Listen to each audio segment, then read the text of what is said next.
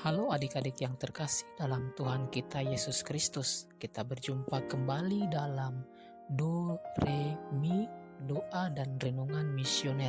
Hari ini hari Sabtu tanggal 31 Juli tahun 2021.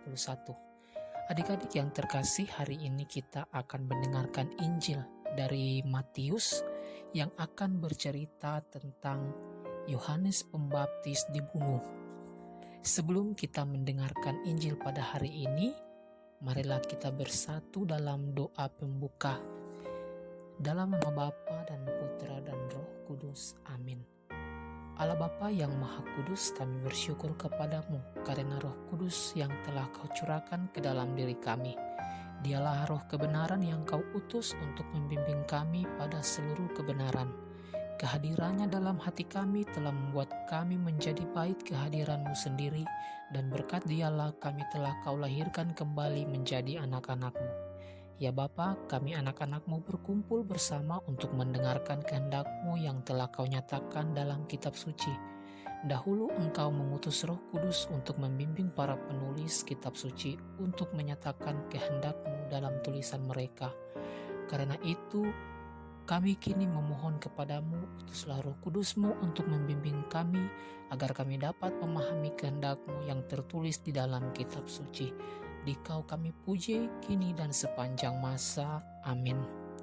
Tuhan beserta kita, sekarang dan selama-lamanya. Inilah Injil Tuhan kita Yesus Kristus menurut Matius. Dimuliakanlah Tuhan. Injil Matius pasal 14 ayat 1 sampai ayat 12. Pada masa itu sampailah berita tentang Yesus kepada Herodes, raja wilayah. Lalu ia berkata kepada pegawai-pegawainya, "Inilah Yohanes Pembaptis, ia sudah bangkit dari antara orang mati, dan itulah sebabnya kuasa-kuasa itu bekerja di dalamnya." Sebab memang Herodes telah menyuruh menangkap Yohanes, membelenggunya dan memenjarakannya, berhubung dengan peristiwa Herodias, istri Filipus saudaranya. Karena Yohanes pernah menegurnya, katanya, "Tidak halal engkau mengambil Herodias." Herodes ingin membunuhnya, tetapi ia takut akan orang banyak yang memandang Yohanes sebagai nabi. Tetapi pada hari ulang tahun Herodes, menarilah anak perempuan Herodias di tengah-tengah mereka dan menyukakan hati Herodes, sehingga Herodes bersumpah akan memberikan kepadanya apa saja yang dimintanya. Maka setelah dihasut oleh ibunya, anak perempuan itu berkata, "Berikanlah aku di sini kepala Yohanes Pembaptis di sebuah talam." Lalu sedihlah hati raja. Tetapi karena sumpahnya dan karena tamu-tamunya, diperintahkannya juga untuk memberikannya. Disuruhnya memenggal kepala Yohanes di penjara, dan kepala Yohanes itu pun dibawa orang di sebuah talam, lalu diberikan kepada gadis itu dan ia membawa kepada ibunya.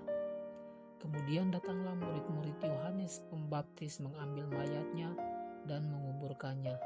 Lalu pergilah mereka memberitahukannya kepada Yesus. Demikianlah Injil Tuhan. Terpujilah Kristus. Adik-adik yang terkasih, jika adik-adik sering membaca kitab suci, maka cerita tentang Yohanes Pembaptis dibunuh tentu tak terlalu asing untuk kita. Lantaran Yohanes mengkritik keras Raja Herodes yang mengambil Herodias. Herodias adalah istri Filipus, saudaranya. Ia ditangkap, dibelenggu, dipenjara. Ia akhirnya dipenggal kepalanya atas permintaan Herodias melalui putrinya yang menari dan memikat hati sang raja, sehingga bersumpah akan memberikan apapun yang dimintanya. Untuk diketahui, Injil Markus dikarang oleh penulisnya di kota Roma. Injil itu ditujukan kepada orang-orang Kristen yang sedang mengalami derita dan dianiaya dari pihak penguasa Romawi. Maka dalam bingkai itu kiranya jelas tujuan dan pesan dari cerita tentang terbunuhnya Yohanes Pembaptis, bahwa setiap orang Kristen, setiap orang yang berani menyampaikan kebenaran, mewartakan kabar baik, dengan perkataan kasih yang berani menegur, berisiko menghadapi kemungkinan tidak diterima, dibenci, ditolak, bahkan dihabisi hidupnya. Hidupnya terancam oleh ketidaksukaan, kebencian, dendam, yang bisa berujung pada akhir hidupnya yang tragis. Kita mau jadi orang yang jujur itu tantangannya sangat sulit adik-adik. Contohnya mungkin di gereja ada kehilangan dan hanya salah satu dari kalian yang melihatnya. Tapi pelakunya adalah teman dekat kalian sendiri. Apakah kalian akan jujur kepada pembina atau kakak-kakak yang ada bahwa teman kalian itu yang mengambilnya, dengan risiko mungkin hubungan pertemanan kalian akan retak? Tapi dengan berkisah tentang terbunuhnya Yohanes di tangan Herodes, rupanya penginjil Markus pun ingin mengajak siapapun untuk bermenung dan berusaha melihat diri mereka dengan cermin profil seorang Herodes. Seperti apakah sang raja itu? Raja Herodes yang berjumpa dengan Yohanes Pembaptis menaruh perhatian padanya, malah ia berusaha melindunginya. Tatkala oleh dendamnya, Herodias sebenarnya telah ingin membunuh Yohanes. Namun ia sendiri akhirnya menjatuhkan hukuman mati atas diri Yohanes. Mengapa? Alasannya banyak, tetapi tak bisa dipungkiri. Alasan mendasar adalah ia hidup jauh dari kebenaran sejati. Ia terjebak dalam kebenaran semu yang dianggapnya lebih penting dari nyawa manusia tak bersalah. Katakanlah ia memang telah bersumpah dan sumpah harus ditaati, dipenuhi. Tetapi apakah sumpah tetap harus berlaku meski harus menghabisi nyawa orang, apalagi yang tak bersalah? Bahaya real yang bisa terdapat dan terjadi pada diri siapapun, termasuk pada diri kita, yakni bila kita berpegang pada kebenaran palsu dan menganggap kebenaran itu lebih penting dari apapun, termasuk bisa mengakhiri nyawa orang lain. Tetapi saat kita bisa terkena sindrom Herodes yang menghancurkan hidup secara diam-diam, yakni tatkala kita memandang diri kita, pendapat kita, penilaian kita, dan sebagainya sudah tepat dan tak perlu dikonfrontir, apalagi direvisi dan direnungkan kembali. Padahal kita ini adalah makhluk pencari kebenaran. Sindrom Herodes tak terasa menjangkiti kita. Ketika dendam, iri hati, dan sebagainya begitu menguasai kita, sehingga membuat kita salah dalam menilai hal yang hakiki dalam hidup kita. Kita tak mampu mengendalikan diri untuk menghabisi orang lain.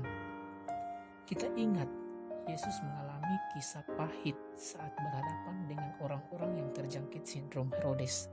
Di kampung halamannya, orang-orang kukuh berpegang pada konsep, pendapat, penilaian tentang dirinya yang salah. Mereka berpikir dan beranggapan bahwa bukankah ia ini tukang kayu? Dari mana diperolehnya semuanya itu? Hikmat apa pulakah yang diberikan kepadanya? Mujizat-mujizat yang demikian bagaimanakah yang dapat diadakannya oleh tangannya? Akibatnya Yesus ditolak dan ia tak dapat mengadakan satu mujizat pun di sana, kecuali menyembuhkan beberapa orang yang sakit. Lebih tragisnya lagi, ia ditolak dan disalibkan oleh orang-orang sebangsanya. Adik-adik yang terkasih, semoga renungan hari ini membuat kita menjadi anak-anak yang berani, yang tidak takut untuk mengatakan kebenaran di tengah-tengah kehidupan kita.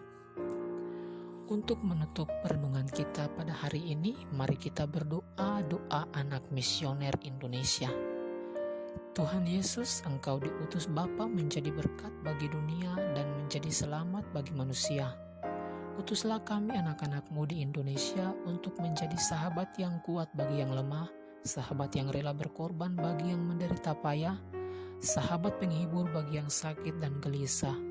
Tuhan Yesus, kami pun ingin menjadi utusan-utusan kecil-Mu, teman setia bagi yang tersingkir terlantarkan, teman bicara bagi yang kesepian terlupakan, sobat yang gembira bagi yang sedih dan susah, sobat penuh penghargaan bagi yang tak dicintai. Tuhan Yesus, utuslah kami ini dengan bantuan Roh Kudus-Mu menjadi garam dan ragi yang baik, menjadi terang dan obor cemerlang, membawa kegembiraan dan pengharapan. Tuhan Yesus, kuduskanlah badanku dan kuduskanlah jiwaku. Kupersembahkan diriku pada hari ini, berkatilah semua anak dimanapun juga, berkatilah semua orang yang kami jumpai, siapapun juga. Amin. Bapa kami yang ada di surga, dimuliakanlah namamu, datanglah kerajaanmu, jadilah kehendak-mu di atas bumi seperti di dalam surga. Berilah kami rezeki pada hari ini dan ampunilah kesalahan kami, seperti kami pun mengampuni yang bersalah kepada kami. Dan janganlah masukkan kami ke dalam pencobaan, tetapi bebaskanlah kami dari yang jahat. Amin. Salam Maria, penuh rahmat, Tuhan sertamu. Terpujilah engkau di antara wanita, dan terpujilah buah tubuhmu Yesus. Santa Maria, Bunda Allah, doakanlah kami yang berdosa ini, sekarang dan waktu kami mati. Amin. Kemuliaan kepada Bapa dan Putra dan Roh Kudus, seperti pada permulaan, sekarang, selalu, dan sepanjang segala abad. Amin. Dalam nama Bapa dan Putra dan Roh Kudus. Amin.